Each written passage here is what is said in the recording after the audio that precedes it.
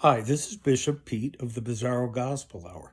I've already explained how Satan has entered into the body of Donald Trump and how Satan's demons have entered into the bodies of a number of individuals in all three branches of the government.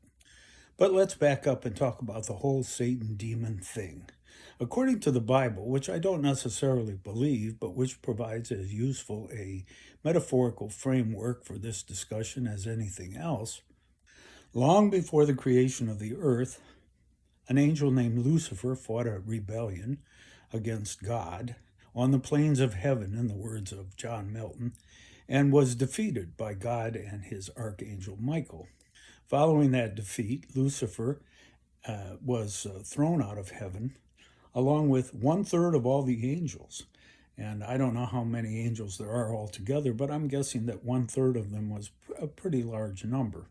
They were sent down to hell, but also were allowed to roam the earth after humans came into the picture and fuck around with mankind pretty much at will. Now, I'm not your average religious wingnut who might appear on YouTube, but I would dare say that there isn't an Orthodox theologian in Christianity, Judaism, or Islam who would argue much with what I've just said. But let's get back to the present day and the situation we find ourselves in the United States government.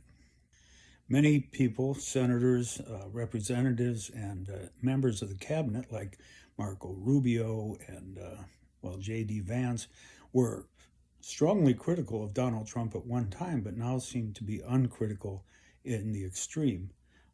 And as I've said, the reason for that is that they're no longer human beings responding to a human president. They're demons doing the bidding of their Lord and Master Satan. So you've got a whole array of demons, from the rather sinister and clever ones like Stephen Miller down to the sort of idiotic ones like Kash Patel, who could probably be likened to the equivalent of Dopey in the Seven Dwarfs. Not to mention that really weird lizard boy, RFK Jr. But they're all demons and they do stupid things.